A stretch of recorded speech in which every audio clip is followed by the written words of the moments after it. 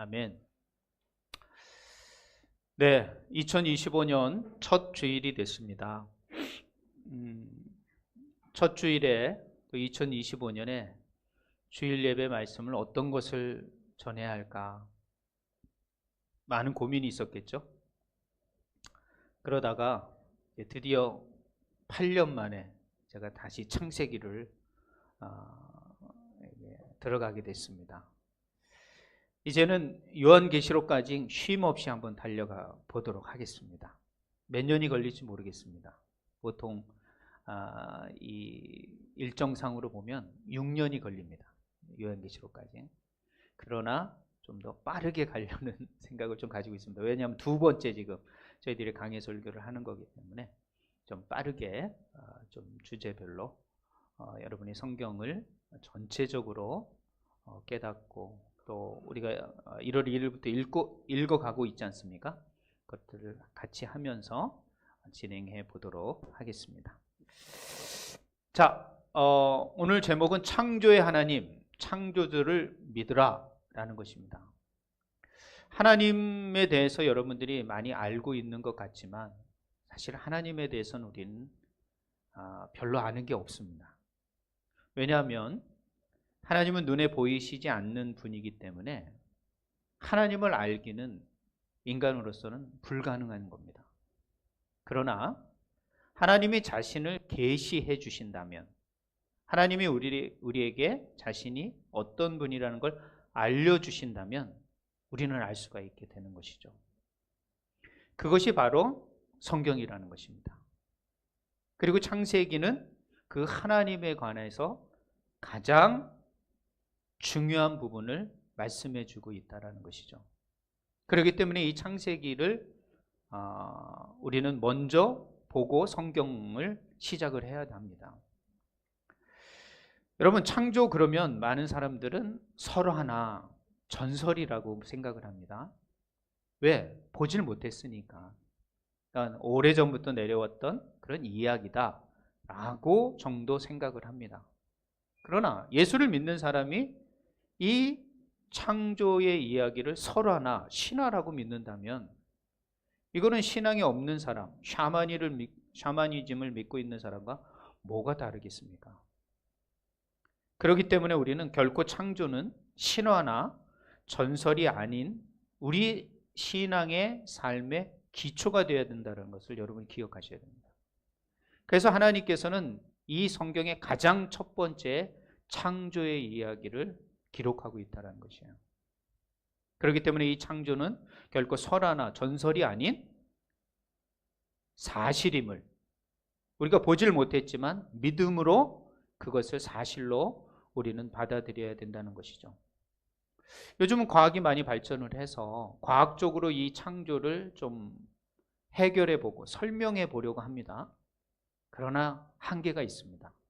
절대 과학으로 이 세상에 만들어지고 창조된 것을 증명하기는 불가능하다는 것이죠. 그렇기 때문에 결코 과학적으로 창조를 이해하려고 해서도 안 됩니다. 반드시 이거는 믿음으로 바라봐야 된다는 거예요. 오늘 창세기 1장 1절은 바로 믿음의 선언과 같은 것이에요. 태초에 하나님이 천지를 창조하셨다라는 선언을 내가 믿고 출발하느냐, 믿지 않고 출발하느냐의 차이에 이 말씀이 나에게 역사하느냐, 역사하지 않느냐로 나뉘게 되는 겁니다. 가다가 믿어지는 게 아닙니다. 창세기 1장 1절부터 믿으셔야 합니다. 이것이 여러분의 고백이 돼야 되고 여러분의 믿음의 선포가 돼야 됩니다. 저는 2025년을 시작하면서 저와 여러분이 하나님은 창조주다. 내가 그 창조주 하나님을 믿고 이 한 해 믿음으로 시작하겠다라고 결단하는 그런 오늘의 예배가 되기를 소망합니다. 저는 육가 원칙에 의해서 한번 이 창세기 1장 1절, 창세기 1장에 관한 내용을 좀 나누고자 합니다. 먼저 누가 이 세상을 창조하셨는가? 이 세상은 우연히 만들어진 것이라고 생각할 수 있습니다. 그러나 여러분, 우연히 만들어진 세상에 질서가 있다란 말이죠. 여러분, 질서가 있다라는 것은 그 만든 목적이 있다라는 것입니다. 질서가 없다면 저는 우연히 만들어졌다고 생각할 수 있겠습니다. 그러나 세상은 얼마나 과학적이고 얼마나 정밀한 질서를 가지고 움직여지는지 몰라요.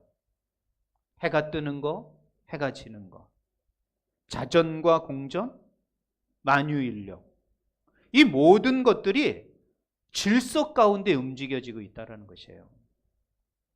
오늘날 인간의 어떤 잘못된 산업 발전으로 인하여 그런 질서가 깨지고 있기 때문에 우리에게 고통이 오거든요. 그러나 세상은 아주 톱니바퀴와 같은 질서를 가지고 지금 움직여지고 있다는 것이에요.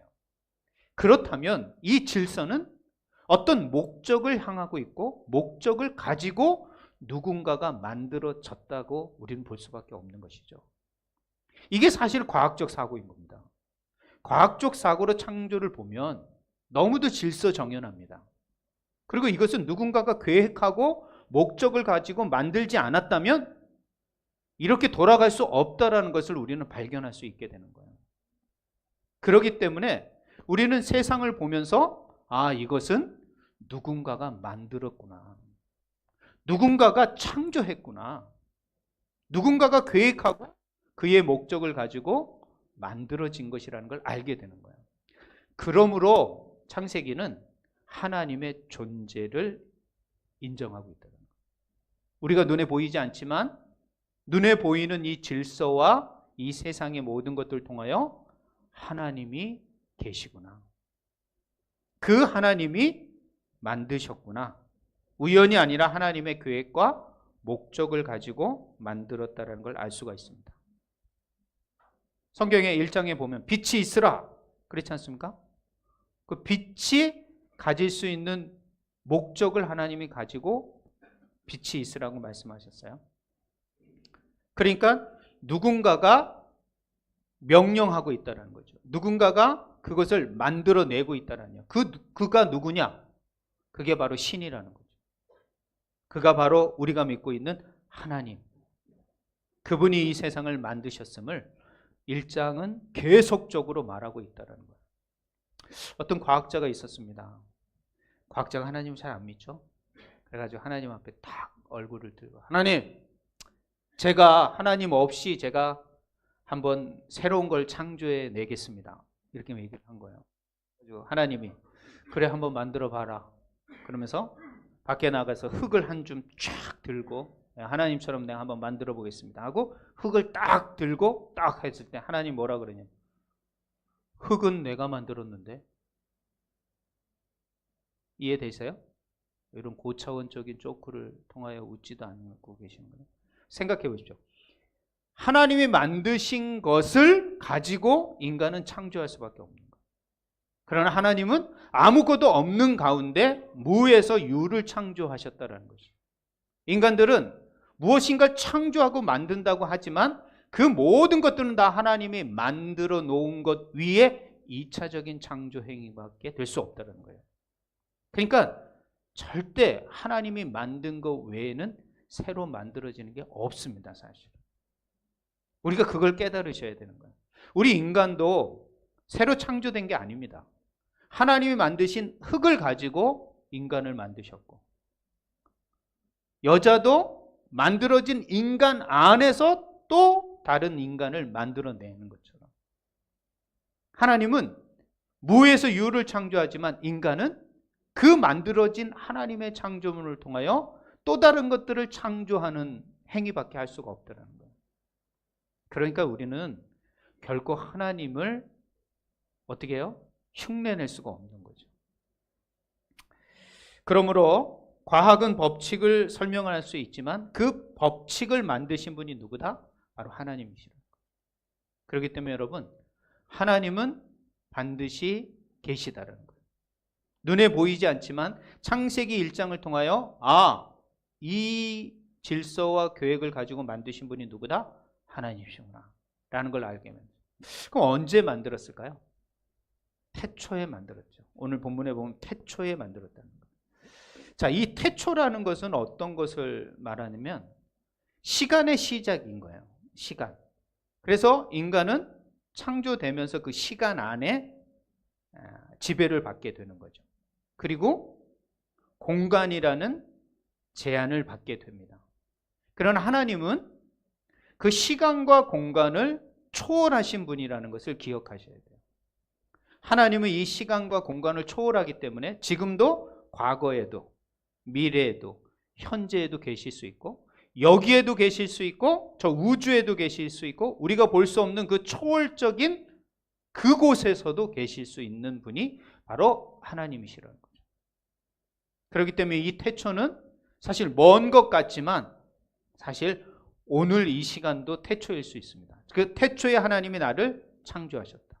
나를 새롭게 창조하시는 하나님의 역사가 오늘도 있을 수밖에 없는 거야. 그러니까 하나님은 과거의 하나님이 아닌 거예요. 그러나 세상은 그 시간이 시작할 그때 만들어졌음을 우리는 기억해야 합니다. 그래서 과학자들은 이렇게 말해요. 이 창조를 보면 해와 달이 3일 동안 만들어지거든요. 그러니까 4일째부터는 24시간이었을 거고 한 날이, 그리고 첫째 날부터 셋째 날까지는 우리가 시간으로 해와 달이 없었으니까 거기에는 어떤 시간적인을 초월하는 어떤 그런 시간이었을 거다. 그러니까 과학자들이 말하는 뭐 몇만 년, 몇십만 년의 시간이 거기에 포함될 수 있다는 거죠. 물론 이 문자적인 의미이기 때문에 사실은 과학적으로 설명하기는 어렵습니다. 그러나 과학자들이 자꾸 그렇게 주장을 할 때 성경적으로는 그렇게 설명할 수 있습니다. 자, 그럼 어디를 창조하셨는가? 사실 성경은 오늘 보면 천지라고 했습니다. 하늘과 땅을 창조하셨다는 거예요. 사실 이것은 엄밀히 말하면 유대인적 관점에서 보면은 우주와 지구입니다. 우주와 지구. 오늘 여기 그림이 있는데 이것은 유대인들이 갖는 우주관이에요. 자, 저들이 보는 관점은 하늘이라는 어떤 첫째 하늘이 있습니다. 그리고 이 지구 너머의 우주를 둘째 하늘로 보고 있습니다.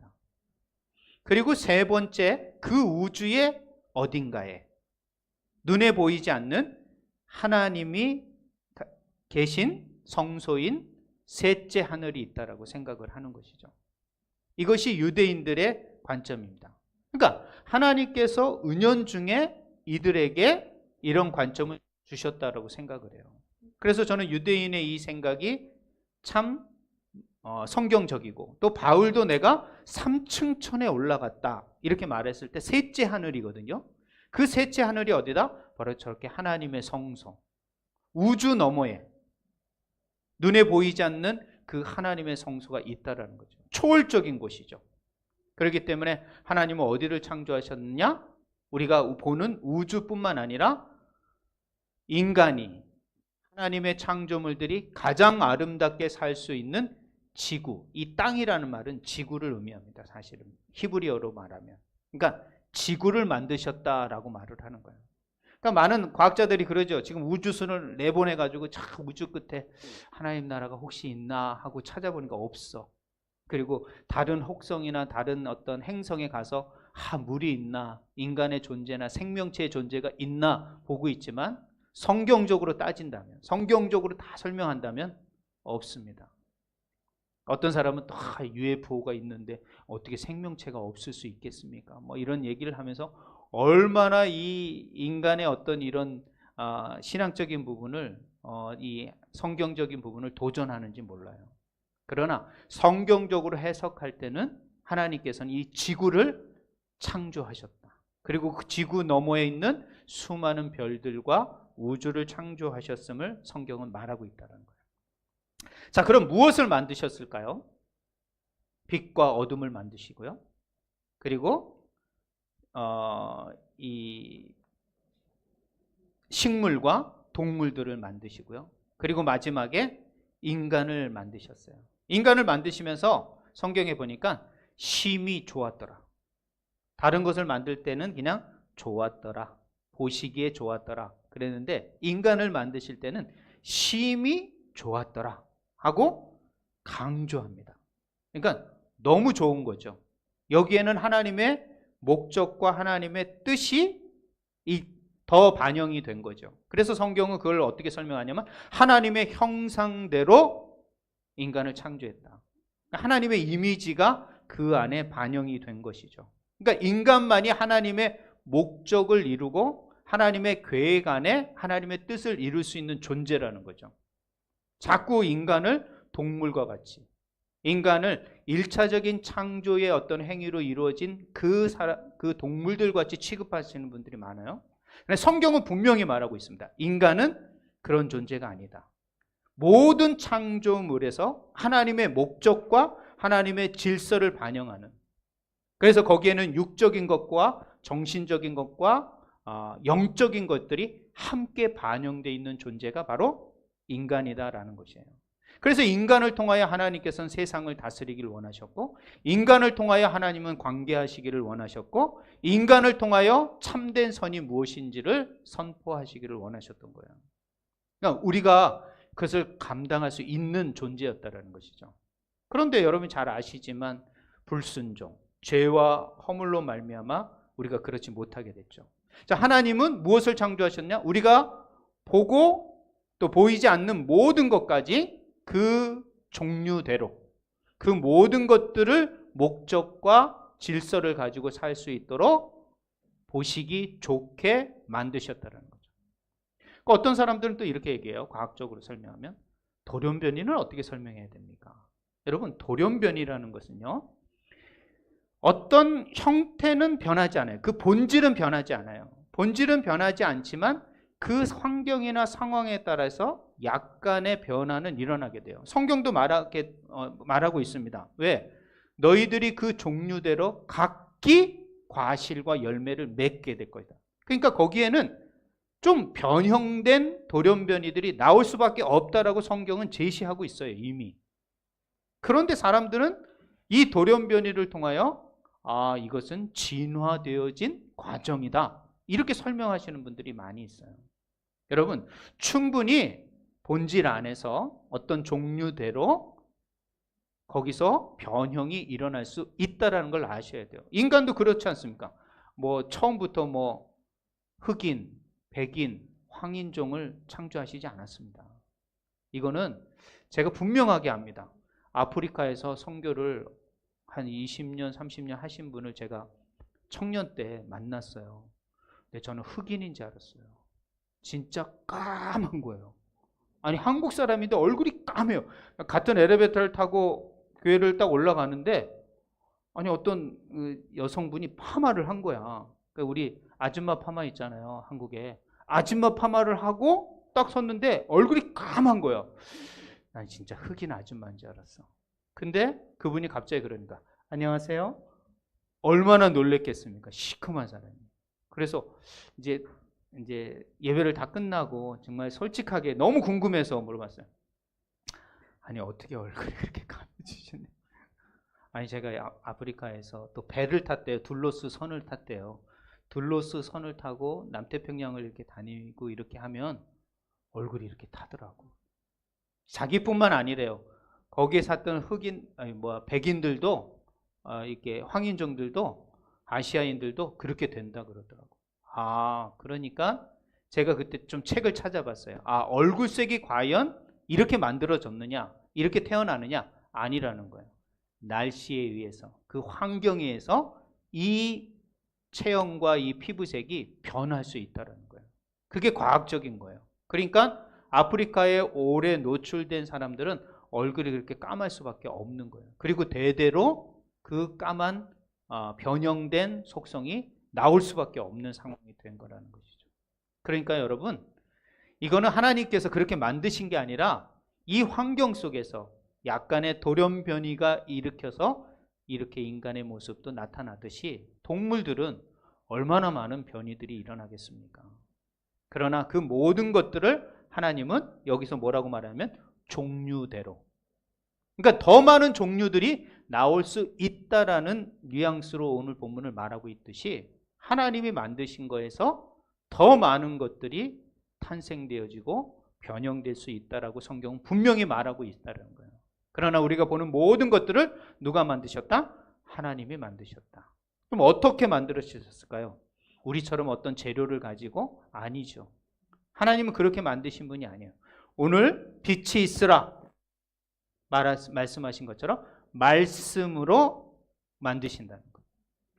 그렇기 때문에 이 말씀이 기록된 성경, 얼마나 능력과 권위가 있겠습니까? 왜 말씀이 우리의 힘이요, 우리의 빛이요, 우리의 능력이라고 말할 수 있겠습니까?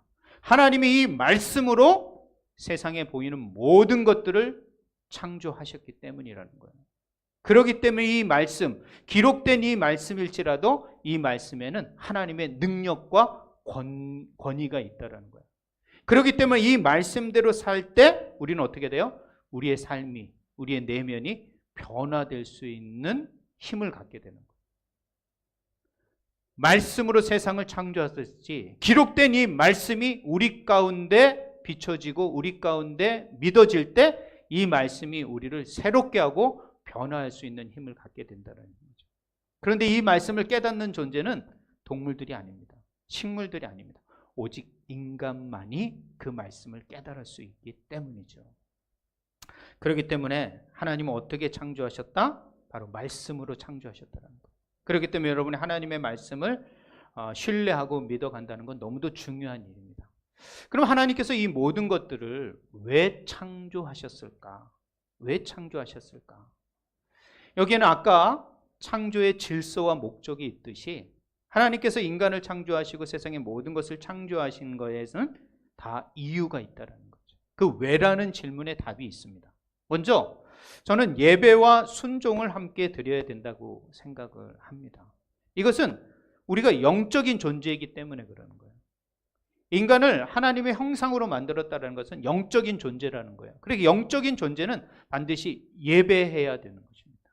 예배는 영적 행위 중에 가장 중요한 행위이기 때문에 그렇습니다. 그래서 동물들이, 식물들이 예배합니까? 예배할 수 없습니다. 오직 인간만이 하나님을 예배할 수 있습니다. 그렇기 때문에 여러분, 예배야말로 우리가 가장 기본적인 영적 행위이며 영적인 존재가 반드시 해야 할 것은 저는 예배라고 생각합니다. 그렇기 때문에 하나님께서 우리를 창조하신 첫 번째 이유는 예배받기 위해서요. 근데 이것만을 알고 계시는 분이 있어요. 두 번째는요, 아니에요. 예배했다면 우리는 나가서 이웃을 향하여, 인간들을 향하여 관계적이 되어야 되는 거예요. 그 관계가 참 선한 관계가 되셔야 되는 거예요. 근데 이 관계를 이루지 못하시는 분들이 너무 많죠. 현대가 될수록 이 관계가 단절됩니다. 가족 간의 관계도 단절이 돼요. 이제는 1인 가구. 저희 집만 해도 그래요. 다 따로 삽니다, 이제. 뭐 우리 막내딸도 독립했잖아요. 지난해. 자기 이제 오빠 집에서 나가겠다. 독립하겠다. 그걸 하더니 그냥 독립을 한 거예요. 다 독립해 있는 거예요. 이런 식으로 관계가, 그렇다고 뭐 관계가 없는 건 아니지만 그래도 예전과 같은 어떤 그런 긴밀하고 어떤 친숙한 관계는 사실 갖기가 어려운 거죠. 이것뿐입니까? 인간관계가 얼마나 점점 더 힘들어집니까? 믿었던 사람과 이 관계가 깨지는 거 한두 번이 아닙니다, 진짜. 그렇기 때문에 이 관계적인 것이 아주 중요합니다. 예배의 승리자는요, 이 관계에서도 승리하셔야 됩니다. 예배를 승리했는데 관계에서 승리 못한다. 이거 사실 예배 성공하지 못한 겁니다. 내가 예배에 성공했느냐 안 했느냐의 증명은 뭐냐? 관계에 있다는 거예요. 그래서 그 관계에서 내가 양보하고 내가 뭔가 낮아지고 내가 좀 손해를 보더라도 그 관계를 지속적으로 해나가는 것. 이거 참 중요한 일이라는 거죠. 그래서 여러분, 관계적을 이 2025년엔 이 관계성에서 여러분이 승리하는 한 해가 되시기를 주님의 이름으로 부탁합니다. 세 번째는요, 그 선하심과 전능하심을 표현해야 되는 것이에요. 하나님은 인간에게 사실은 완전한 아름다움을 주셨습니다. 그리고 선한 것을 표현하고 증거하도록 만드셨어요. 원래 인간을 선한 존재로 만드셨어요. 그렇기 때문에 여러분이 그 선하심을 표현하는 게 중요해요. 뭐 그거는 사람들에게 표현하는 것도 있지만 세상을 향하여 환경적인 것들을 한번 생각해 보십시오.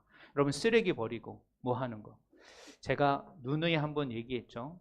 베트남 정부가 제 얘기를 잘 들어주는 것 같아요. 올해부터 교통법규 어기면 어떻게 되는 거죠? 아시죠 다? 차 끌고 다니는 사람 조심하십시오. 최소 1,000만 동입니다. 2,000만 동씩 벌금 내셔야 됩니다. 벌금이 그 정도면 경찰이 이 삥을 얼마나 요구할까?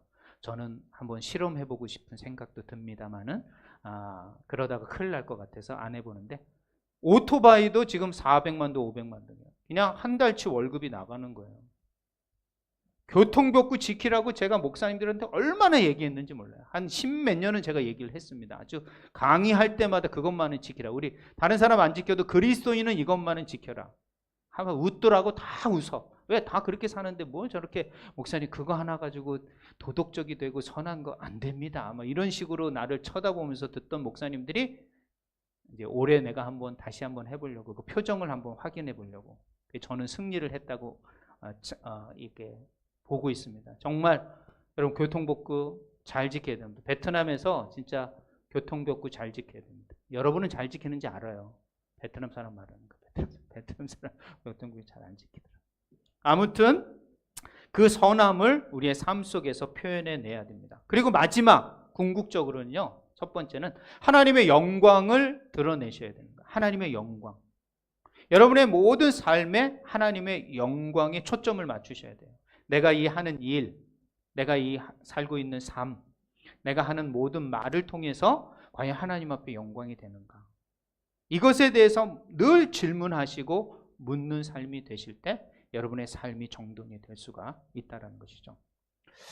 자, 이렇게 6가지로 우리가 생각을 해봤습니다.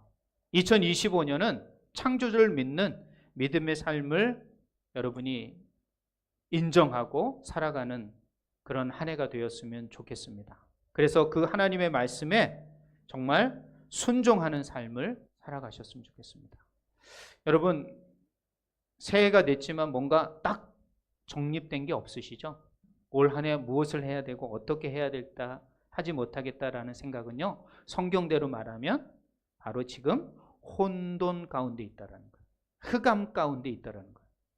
세상이 흑암 같고 혼돈 가운데 있을 때 하나님께서 말씀으로 빛이 있으라, 태양아 떠오르라, 식물이 그 종류대로 나게 하셨듯이 올해 내가 무엇을 해야 되고 어디로 가야 하고 혼란스럽고 흑암 가운데 있다면 질서를 찾으시고 그 질서를 바라보시고 질서를 회복하시고 그 질서마다 목적을 두셨던 그 하나님 앞에 여러분의 시선과 초점을 두십시오. 그럼 혼란스럽고 앞이 캄캄해던 우리의 삶이 이 한 해의 방향이 분명하고 선명하게 잡힐 줄 믿습니다. 이게 바로 창조의 하나님을 의지하는 것이라는 거예요. 그리고 두 번째로는 여러분, 세상의 여러 가지 가치 속에 우리는 흔들리고 있습니다. 이 세상의 가치로부터 흔들리지 않는 사람은 어떤 거냐? 바로 하나님의 말씀에 깊은 뿌리를 두는 사람이라는 거죠. 이것은 성경적 정체성을 가지고 있다는 것이에요. 성경적 정체성을 가질 때 우리는 세상의 여러 가지 가치들을 말하고 많은 관점들을 말할 때 우리는 흔들리지 않을 수가 있습니다. 자신의 삶을 소신껏 살아갈 수 있게 되는 거죠.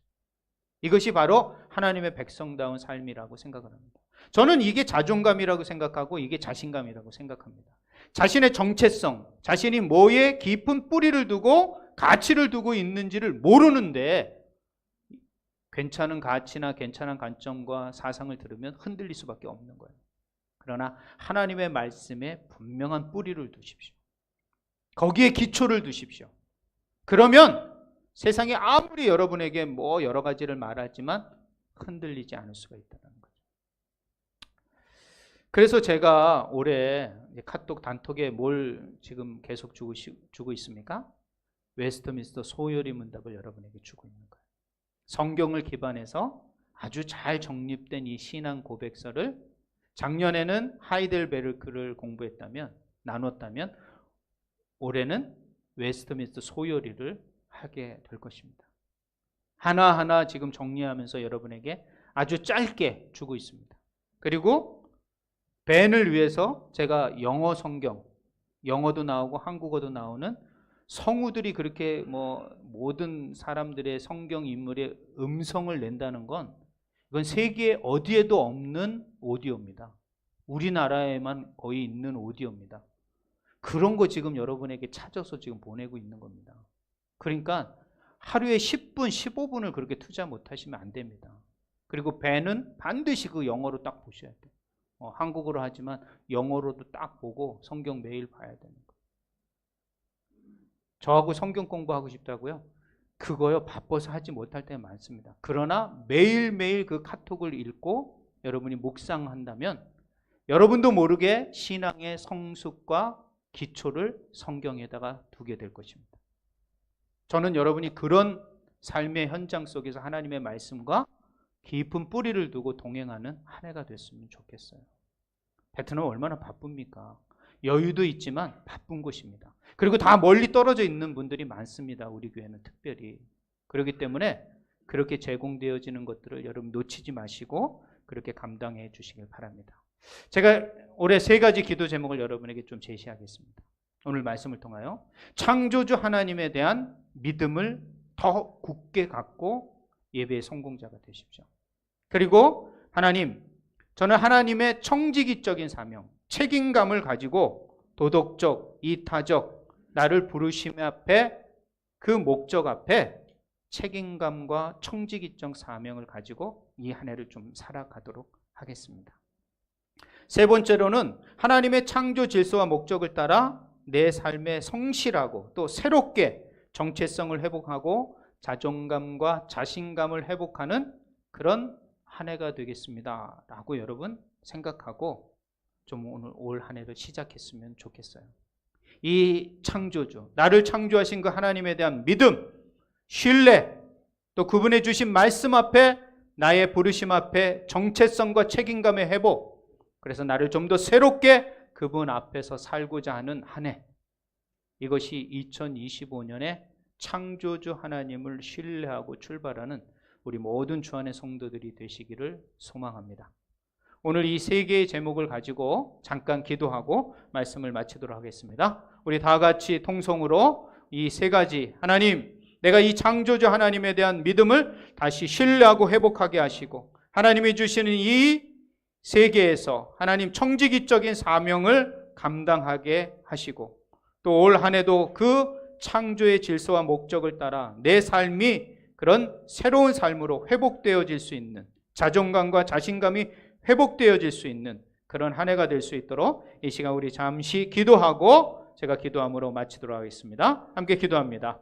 할렐루야. 하나님 아버지 감사합니다. 올 한 해 저희 모든 주안의 성도들이 창조주 하나님에 대한 믿음을 회복하는 그런 한 해가 될 수 있게 하여 주시옵소서. 더 깊은 신뢰를 통하여 하나님이 우리의 창조주시며 그 창조주 하나님을 통하여 예배의 성공자가 될 수 있도록 인도하여 주시고 또 우리에게 맡겨진 귀한 책임과 사명 앞에 청지기로서 이 사명을 잘 감당하는 한 해가 될 수 있도록 도와주시옵소서. 그리고 우리의 삶이 하나님이 우리를 창조하신 그 질서와 목적을 따라 살아갈 수 있는 그런 새로운 한 해가 될 수 있도록 인도하여 주시옵소서. 하나님, 우리 주 안의 모든 성도들 이 한 해 예배로 시작합니다. 마지막까지 예배로 승리자가 되게 하시고 또 하나님이 우리를 창조하시고 우리를 부르신 그 목적 앞에 순종해 갈 수 있는 저희들 되게 하시고 정말 이전과는 새로운 삶을 살아낼 수 있는 우리 주 안의 성도들 다 되게 하여 주시옵소서. 오늘 말씀을 기억하고 한 해 동안도 이 창조주 하나님과 동행하는 우리 주 안의 모든 성도가 되게 하실 줄 믿사오며 예수님의 이름으로 기도드렸사옵나이다. 아멘. 임마누엘 찬양대의 찬양으로 찬양과 함께 하나님 앞에 예물로 영광 돌리겠습니다.